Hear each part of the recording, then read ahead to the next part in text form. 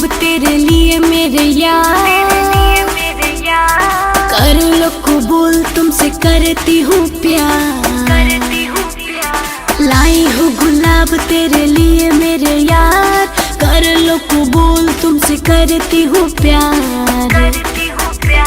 Valentine day है lover को wish कर लो, वैलेंटाइन डे है लवर को विश कर लो। पपिया झपिया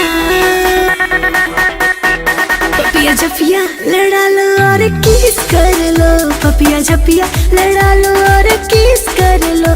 Valentine day in lover day, Valentine day in lover day.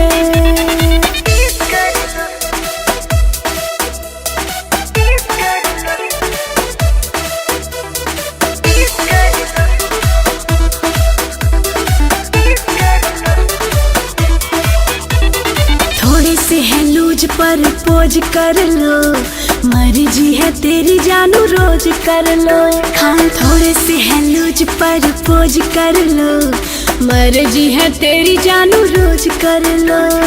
इश्क की गलियों में ट्विस्ट कर लो, इश्क की गलियों में ट्विस्ट कर लो।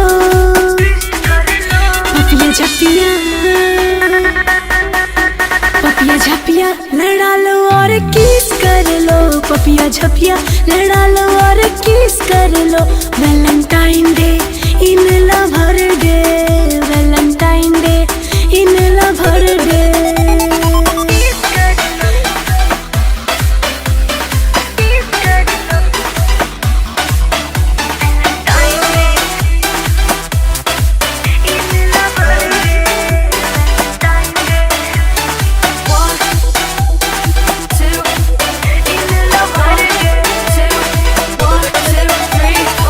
आज के ही दिन दिल मिलते हैं, नया नया फूल यार खिलते हैं। हाँ आज के ही दिन दिल मिलते हैं, नया नया फूल यार खिलते हैं। अमित से ताक्षी इन दिस कर लो, ऋषि से ताक्षी इन दिस कर लो।